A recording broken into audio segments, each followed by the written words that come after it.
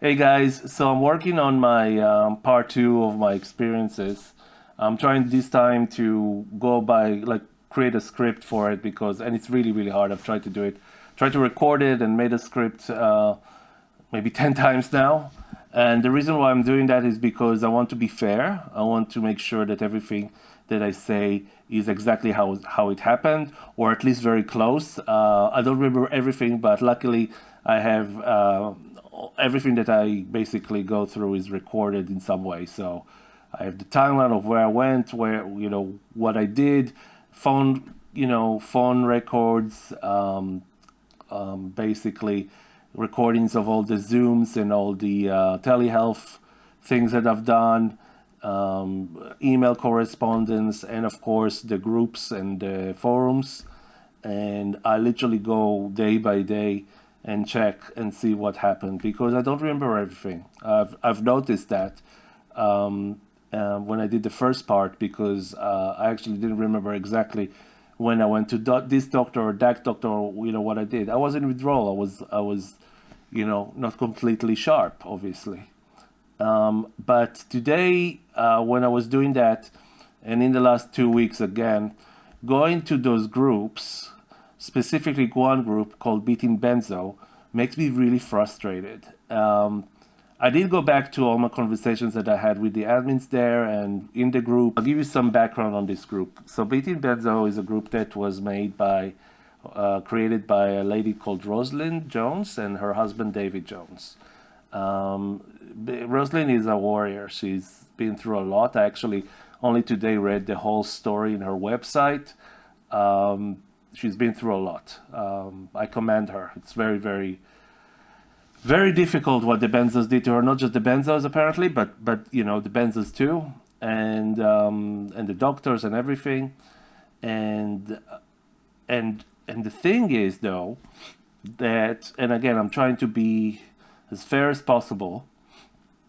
Her group, the appeal is that David makes benzo tapers for people. And of course, he has a disclaimer that he's not a doctor. She's not a doctor. They're actually were teachers and they had a private school. But I get the thing is that he helped me at the beginning, and she did too, and I'm thankful for that. But on the other hand, it started to be kind of like scary in a way, for me at least, that everything in her guides. So they have a lot of guides about tapering and everything, which are really good, but very, there's a lot of stuff to read, and when you're in Bezerville, it's really hard. Nevertheless, they talk about tapering, everything, and it's really good. A lot of this knowledge exists at other places like the Benzo Information College, and I think they're called, and other websites, and definitely Benzo Buddies, and which precedes this group, and yeah, I mean, one of the things there is that they took the list, or she made the list. I don't know, but there is a list of substances or supplements that are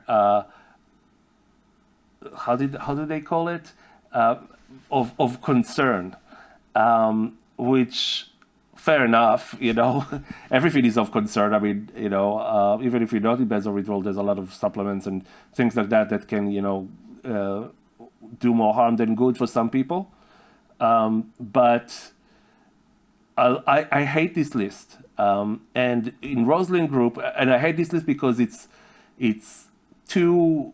It's good that they called it of concern in other places, because it's really not here or there. Like some of the things I mean I know for sure people that are very sensitive to during benzo withdrawal. Yes, they do have evidently setbacks sometimes from certain things, but it's not all things. And supplement can be anything from vitamin to to kratom. So, and there is a lot of, other things in the middle, and some things are not on that list or are on that list, but they don't have any proof that they cause harm. It's all anecdotal evidence that is not even evidence, because I'm an example of someone who took certain supplements and they saved his life, literally. I am 6 weeks after the jump. In the 4 months that I tapered from 1 milligram to 0, I basically was almost didn't have any side effects, except for anxiety. That only happened when there was an event that caused high anxiety, but not something that someone who's not on benzo would say, "Oh, I'm fine." I mean, it's normal anxiety, I think. But in any case, the problem I had when I started in this group was that when I two things. So every time I mentioned some supplement that I was looking at, a lot of not every time, but a lot of times, Rosalind immediately would be the first to respond, and it would be something that I found, fear mongering almost. Like, for example, agmatine. Agmatine saved me, and I was really scared to take it. Obviously, when but I did research it. I found about it in another in a YouTube channel, and I have a lot of criticism about that YouTube video as well, because they talk about other things there too, and the guy that never answers questions about the video and stuff like that, which I think is irresponsible. Just to make a list and then just like when people ask in the comments, what do you think about this or that, just ignore them. But in any case, when I put it in the group, the first thing that she wrote, and I have the post, it's like, it's banned in the UK and in Europe. Do with it as you will. And I'm sorry, but that's not good enough. If you really want to help people, then you need to go look deeper and do some research and see that video, and not just everything that anyone mentions immediately write a message. Oh my God, this can harm you. But I mean, there was no evidence that it can harm me. I looked up the internet. I've been very OCD about, doing my research, because that's what happens when you're in withdrawal, and one of the things that happen. And I can be like on one supplement for like a week, just every day searching and searching. I literally going to like the page 30 on Google to find out about it. And it ended up saving me, like, at least partially. Other things helped me too, and other things that she doesn't like people to talk about, apparently, like CBD oil, THC, and she even, when I mentioned Stabilum, which is indicated for benzo withdrawal, for sleep pill, tapering, and I, if someone told me about it, there's nothing about it on the internet. I don't know why. I know about it since the 90s, but yeah, if someone mentioned it and I found it, and I would have used it maybe before that properly. So once I knew how to use it properly, it helped. So take it for two weeks at least before you actually see any changes, and in a high dose. For me, anyway. So and then she would basically, people would write things, I would write back, and then she would close the thread. She was not in the same opinion as me, or I found in other places too. I found people mention certain things. She would say, "I'm closing this thread," and I find it, for me, the way I see it is a kind of a violent act. It's like throwing the door at someone's face and saying, "You can't talk about it anymore." It's always about protecting the other people as if they're kids, like they're not interested in that can harm them. That's a very patronizing way to look at things, isn't it? And recently, I have other accounts. One of them is in the group still, and she started to write that people, if someone sends you a message in the group, and mind you, people are in other groups too. No one is like I was, but very quickly I joined the other groups too. So it's the same people, it's the same questions, and she literally has the audacity to say to people, if they need to ask for permission to talk to you in private in my group. So it's kind of like a big brother thing that she needs to see, because apparently, and that's a fair point to be honest, people do get private messages from people trying to sell supplements, and it's a scam. And it's not supplements, it's usually amanita and all sorts of other things that are not exactly, or mushrooms that are not, that are maybe they're actually legal in Australia in a therapeutic context, but not in other places, and there are scams and it's fair, like, fair point, you need to be careful. But people are adults, even if they're in like, panic and and anxiety and having like bad symptoms and stuff like that. First of all, not everyone has all of those symptoms. Not everybody cold turkeyed or their taper is really bad.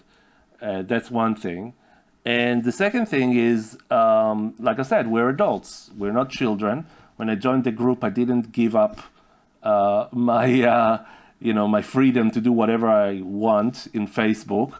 And I'm totally allowing myself to talk to people privately without being scared of some admin who would literally throw me out.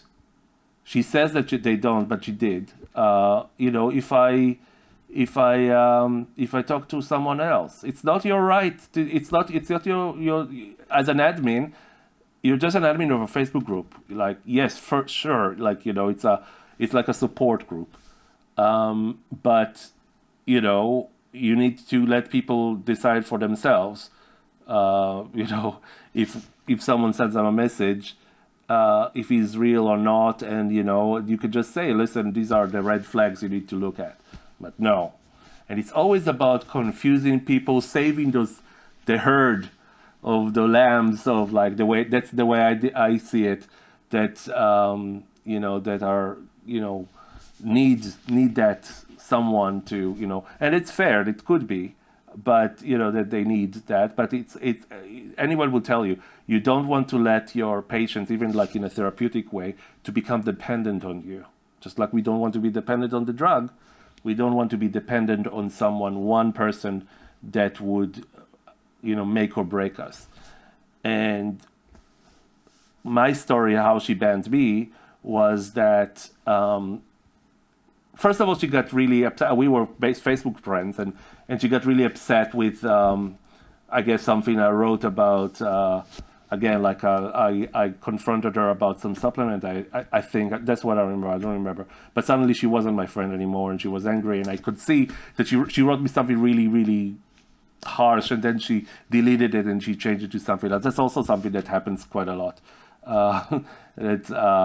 She writes something and then she sort of go back, and that's fine. I know that that's actually a good thing, that if someone is you write something while you're angry, you want to change, but people see it. And the thing that happened was that I didn't want to be dependent on David's taper or anyone's taper. I am a computer person. I was a programmer. I learned mathematics in university, and I know how to make a spreadsheet in Excel that would automate the taper. So, and that's what I did. I spent a lot of time creating for myself originally, but then I generalized it so that anyone can do a taper. Now, one of the things that David told me and that I confronted them about, David was doing water tapers to people, micro tapers. There's a complete different, water taper and a micro taper are completely two different things. And I did a micro taper, which is dry cut.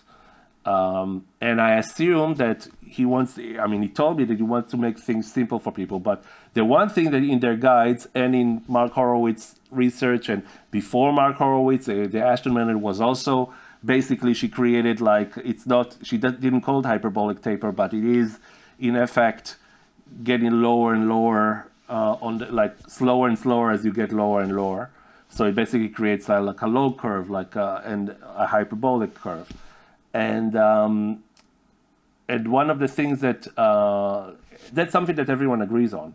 And yet, when he gave water tapers to people, he made it very simple and just say, take 1 milliliter off, like of 300 milliliters every day, and that's linear, and that goes against what they actually talk about, and everyone says.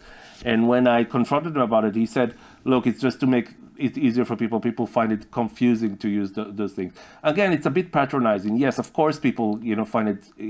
I found it confusing at the beginning, but if you explain it to them, and if you talk to them, and they understand, that it's all good. Now, I assume that he does those things like in the Excel sheet as well. I don't know how he does the taper, but I use an Excel sheet, and I've created a tool that can really help people, make them independent, and give them control of their own taper and their own, and they can stop they don't need to keep emailing him every time something happens. It can also save him. And I was giving it for free to him, to other groups as well. I started to show it. It became in Benzo Warriors, another big group, it became the official tapering plan. So now every time someone asks for it, they tag him where the post about the spreadsheet, and also and the link is to a YouTube to this YouTube channel, to the YouTube video that explains it, and people can ask me questions there that I can answer. In any case, I started to get, I admit I started to get pretty pissed off with the fact that they do those water tapers in this way, especially when, you can just basically, even if he creates like a list of steps for people, they can go, he can go all the way basically. And I understand that he wants to talk to people and keep them informed, but those people can talk to him anytime they want and still have control. So he gives them that, and if there is a problem and something goes, they can consult with him. You still have like that. You just don't control them. You don't hold the taper, and so they'll.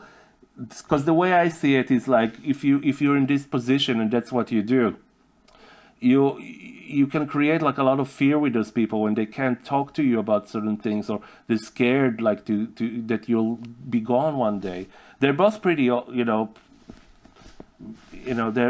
think David is 80. So, people, and even if he was 40, people don't want it to be dependent on one person. They want to control, they want to understand, they want to, at least most people want to be in control of their own lives. Even if the benzo withdrawal takes away the self-esteem, I think that you still need to empower them. In any case, one day I was publishing this, and they said, and that became quite a few times an excuse. It's confusing people. You're going to confuse them, and only because I've put it in a post, and I asked people to actually give me the weight of their pills, because I wanted to make it easier, and to basically, instead of them having to fill in everything, I can create templates. There were already 5 templates there. There was the micro taper, 14 days, 28 days, 5%, or 40 days and 28 days, 10% of the previous dose. So with the micro taper, you can do it anywhere you want. Dry cut or wet, which is like water or milk taper, and you see everything that you need to do. And again, if you have a question or you don't understand, you ask me, just but once you know, that's it. You know how to do it. You don't need anybody. And they just delete basically overnight. I was banned from the group, and they didn't explain why. And I found it a very violent thing to do to someone who is with withdrawal. I was myself, like, still, I mean, I wasn't healthy at all. I was really scared. It was June, I think, in 2023. I was nowhere near, where I was, I think I was just at the beginning of the taper. And they just dropped me from the biggest group on Benzo, that because I didn't agree with them on something, or they thought that something is confusing. I don't think that people are malicious, but I do think people have an ego. And I do think that people close their mind and think that what they've been through is what everyone going to be through, or they're dealing with people, they're dealing with mostly, I mean, anyone who be in these groups are people that really need help. So you won't look for this group if you did a taper, and some people do. I know for a fact that some people just cold turkey and have no problem, because I know them personally in my family. People that took it for 1 month or 2 months and nothing happened to them, where they just stopped. I know people, even in the, if you look on YouTube, some people do a slow taper and don't have any side effects, and they don't do a big one or anything like that. There's YouTube evidence of someone who took L-theanine, another thing that they warned about, and in fact, Anne Lemke, I think her name is. So she's a really nice lady, and she works on those things. And someone said that her doctor worked with her, with Anna Lemke, Dr. Anna Lemke, and she says that 400 milligrams of L-theanine is fine. And there's the video of this lady, and I will link that L-theanine saved her during the taper. So that's the only thing she took, and she was able to to quit taking Xanax with a quite easy taper for her once she found out about this. And I've tried it too, and for me it helped a little bit, and then it didn't. It stopped helping. So everyone's different. But but it helped someone else, and it did help me. And I will tell about L-theanine in the video that I will do about my story. But again, so it didn't help me. Does it mean that I'm okay? It didn't. I don't know of anybody that L-theanine caused setback to, and yeah, you need to be open. In any case, they banned me, and recently, and I have other accounts, and I don't apologize for that. I use other fictional accounts because sometimes I don't want to use my own name when I ask a question in a group, or I don't want people to know. And sometimes because I was banned in this group, I was still in withdrawal, and I needed to go back and ask questions and get help. And this is the biggest group on Facebook, and I was trying to survive. So recently I used this account to ask people about, tell people about the Stabilum and all the things that I take. And again, immediately the answer was, be careful of supplements, no, so much fear. Guys, you don't know anything about Stabilum. There's nothing in the group about it. There's nothing in other groups about it. I don't know why.